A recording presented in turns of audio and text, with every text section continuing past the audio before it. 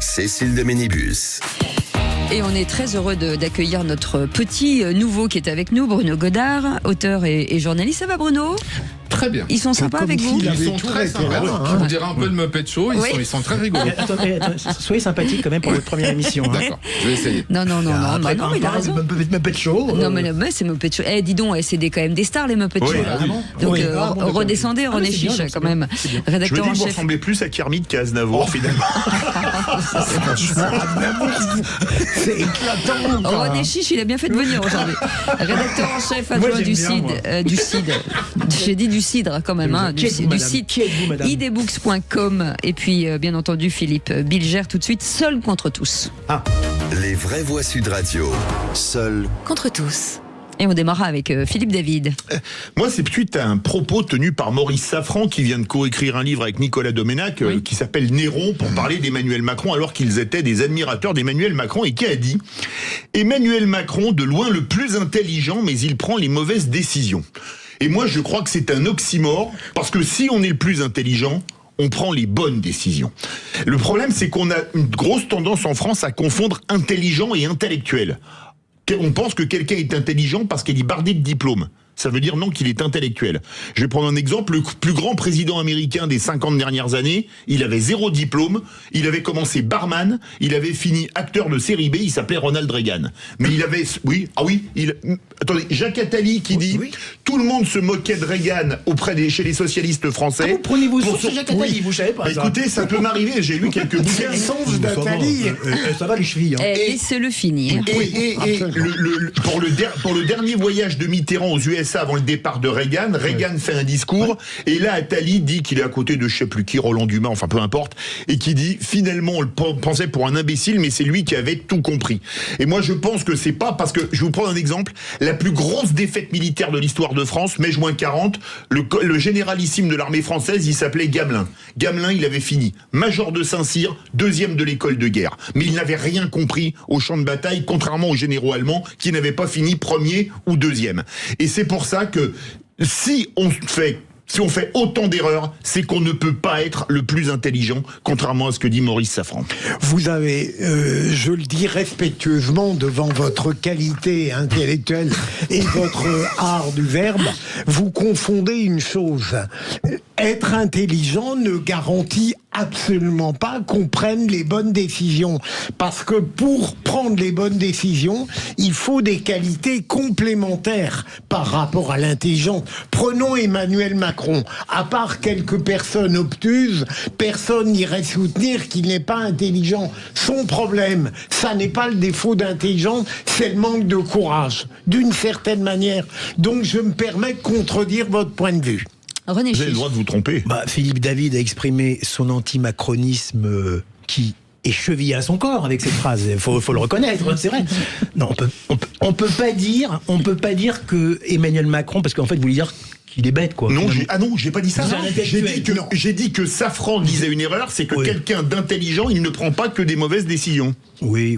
Mais ça affronte pas que des mauvaises décisions. Lui, il en a quand même pris beaucoup. Hein. Alors citez-moi les mauvaises décisions qu'a pris Macron. Les trois dernières. Les 3 dernières. Ouais, allez-y. Alors, déjà, dissoudre. Alors, celle-là, elle est quand même énorme. Oui, mais ça, c'est... Elle est énorme. Si vous trouvez que la c'est dissolu... une erreur politique. Mais attendez, mais c'est une décision. Oui, c'est une décision, mais Il y a c'est personne une qui lui a décision... mis un flingue sur la tête en D'accord, disant mais dissolvez, monsieur le président. C'est une décision dont il ne connaissait pas vraiment l'issue, vous comprenez? Donc c'est pas une décision complètement, voyez. Mais non, la dissolution, c'est en même temps, excusez-moi. Mais attendez, vous si qui êtes proche, si vous en êtes au stade, excusez-moi, si vous en êtes... Oh Bruno Godard, parce qu'il n'a pas parlé, La Bruno. dissolution, c'est redonner la parole au peuple. Non, c'est une décision, il a raison. Oui, Moi, c'est je une dirais décision, redonner la parole au que, peuple. effectivement, les diplômes ne sont pas un gage d'intelligence. Voilà. Vous avez l'exemple parfait de Laurent Wauquiez, qui est quelqu'un qui est bardé de diplômes. Normal Il est sup, agrégé, Normal Sup, l'ENA, il a tout ce qui est possible.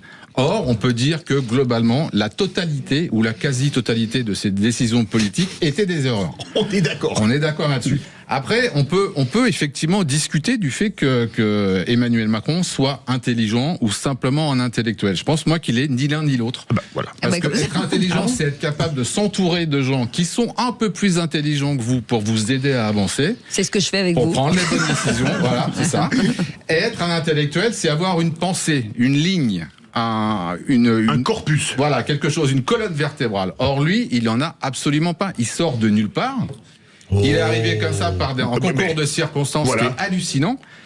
Et donc, mais il n'a pas progressé. En fait, le vrai problème, et ça, c'est un vrai problème pour moi, parce que je pense que quand on est intelligent, on progresse. Allez, absolument. Philippe Mais pardon de revenir au propos que je trouvais le meilleur, c'était le mien. Vous êtes bien le seul. C'était de dire, non mais réellement, et là, Bruno, l'erreur de Philippe, me semble-t-il, l'intelligence n'a jamais garanti les bonnes décisions, parce qu'encore une fois, l'intelligence, si elle n'est pas accouplée, ne croyez pas que c'est autre chose, à d'autres qualités, à d'autres vertus, ne garantit pas la pertinence. Mais donc, on n'est pas intelligent. Si on n'est pas capable de progresser et de s'entourer, on n'est pas intelligent. Et ah bah non, si on ne sait pas s'entourer, c'est qu'on n'est pas intelligent. Si on renouvelle les mêmes erreurs, c'est qu'on n'est pas intelligent. Non. Et vous permettez, si on n'est pas courageux, si on n'ajoute pas l'intelligence. Il vous reste 6 secondes. Vous avez dit Macron, son problème, c'est le manque de courage. Il y en a un autre. C'est son ego plus que surdimensionné. Qui fait qu'il s'entoure mal. Vous en avez un énorme, mais c'est pas pour ça. Vous parlez de quoi? Oh, mais enfin... Non, mais il parle de mon ventre. Vous parlez toujours culbuto. Qu'est-ce que vous imaginez? Non, mais vous me prenez pour un enfant de 4 ans, là. Regardez-moi bien dans les yeux. Escroc, va. Quel escroc, celui-là, c'est pas du tout mon genre. Il cherche à faire croire qu'il a autre chose qui est surdimensionné. À part le boulard, je vois pas. C'est tout même moi qui suis appelé Sifredi. J'en apprends des choses. Sifredi. Voilà, et Rocco quand ils sont gentils. Voilà. Philippe Bilger, ceux qui crachent en permanence sur les politiques seraient bien incapables de l'être et d'en avoir les qualités. Au fond, on n'est pas très éloigné du sujet que Philippe David espérait brillamment développer. Il l'a espéré.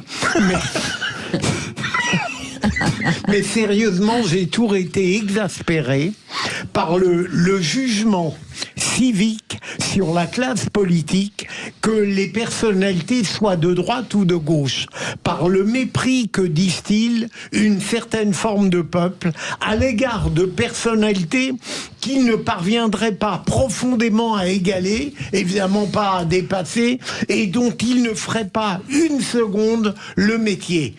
Et c'est probablement ce qui tue la démocratie française, c'est de voir des citoyens mécaniquement, par une sorte de réflexe, par une sorte de sadisme facilité par l'expression d'un verbe complaisant, eh bien détruire comme ça des personnalités, des réputations de droite ou de gauche, au regard desquelles ils seraient évidemment lamentablement écrasés.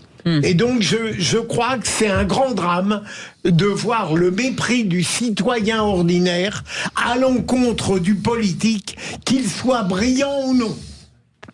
Allez, Bruno, allez-y, tiens. Moi, je suis assez d'accord. Après, il faut pas oublier une chose, en fait, c'est que pour être respecté, il faut être respectable. Et moi, j'aimerais, en fait, j'ai la sensation tout de même qu'il y a une baisse de niveau général de nos politiques en France. Moi, quand j'étais adolescent, j'avais la sensation, alors peut-être que je me trompe, peut-être que je réécris le passé, que quand j'écoutais une émission politique, c'était plutôt brillant. Quel que soit le niveau, la classe de droite, de gauche, c'était plutôt brillant. Aujourd'hui, je trouve que c'est relativement plat, qu'il n'y a pas de souffle, qu'il n'y a pas d'idée, que ça manque de fond. Et donc, je peux comprendre que certains se disent que voilà, ils sont tous nuls. Je peux comprendre ça, mais effectivement, c'est absolument pas la solution pour la démocratie. Mais il faudrait en fait que tout le monde élève son niveau, à la fois les citoyens et à la fois les hommes politiques, qu'ils essayent de développer d'autres idées, qui soient un peu meilleurs. Et peut-être que nous, on les trouverait meilleurs. Voilà, vraiment. Non, mais moi, je participe pas comme Philippe à ce bashing anti-politique. Ils sont pas si nuls que ça, moi je trouve.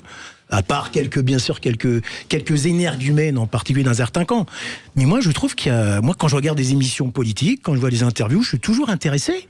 C'est pas des gens qui sont d'un niveau aussi bas que ça. Et en fait, moi, je crois que c'est parce que les citoyens, espèrent trop dans la politique. Espèrent trop dans ce que peuvent faire les politiques. Or, parfois, les hommes politiques et les femmes politiques sont parfois confrontés à des contextes, à des situations qui font qui ne peuvent pas répondre vraiment aux attentes des Français. Ça fait aussi partie de ça. On peut pas demander aux hommes politiques et aux femmes politiques de répondre à tout ce que désirent les Français. Je veux dire, vous voyez, on espère trop. En fait, c'est ça, je pense que les Français adorent la politique, justement. Finalement, ils adorent parce que c'est vrai, les Français sont un peuple politique, hein. Ils aiment les débats, ils aiment les joutes verbales, ils aiment les affrontements. Et effectivement, ils peuvent être déçus par certains résultats politiques. Mais en même temps, les hommes politiques, c'est un sacerdoce. Hein. Ah ouais. Franchement, c'est un sacerdoce. Allez, Alors, moi, je pense que beaucoup de gens seraient capables de faire de la politique quand on voit le niveau de moyens des politiques aujourd'hui. Mais je pense que beaucoup de gens ne veulent pas faire de politique quand ils voient à quel point les arrière-cuisines sont nauséabondes. Il n'y a pas d'autre mot. Parce que quand vous arrivez en politique, c'est coup tordu, coup bas, magouille. Votre pire adversaire, c'est pas celui qui est dans le parti en face, c'est celui qui est dans votre parti, mais qui peut avoir l'investiture dans votre circonscription ou à la prochaine présidentielle. Mais ça a toujours été comme ça, ça sera toujours comme ça, Philippe. Oui, mais le niveau des politiques, je suis d'accord avec Bruno, qui est vraiment très bon. Le niveau s'est effondré. Pas pour Bruno. Excusez-moi. Mais vous sous-estimez les qualités des politiques. Quand vous dites que n'importe qui pourrait l'être, J'ai pas dit n'importe qui. Beaucoup de gens que je connais pourraient faire de la politique. Mais vous auriez le niveau. On aurait tous le niveau ici. bien sûr, moi, bien vous, sûr. Vous pourriez être conseiller. Pourquoi bien sûr? Pour le 100 mètres olympique, par rapport à lui. Mais par rapport à moi, j'ai pas de complexe à faire par rapport à vous, cher ami. Non, mais vous voudriez pas être un politique. Vous seriez dans l'indignation permanente. Si c'est lié à la bouffe, bien sûr. Ah oui. Moi, vous me mettez ministre de l'alimentation, je fais le boulot. Hein. Ah oui, et je mange. À tous les repas. À tous les repas. Oui, la à nourriture. tous les repas, Cécile, mais pas à tous les râteliers. Excellent. Quel talent. Vous voyez qu'il est intelligent, Il ce petit. privatise toute la nourriture. Allez, vous restez avec nous, on fait une petite pause, on revient dans un instant avec l'info en plus, on reviendra sur ce député au ministère de l'économie du Parti socialiste chinois qui a été homejacké dans le 16e arrondissement, c'était ce matin, on en parle dans un instant. Sud Radio. Parlons vrai. Parlons vrai.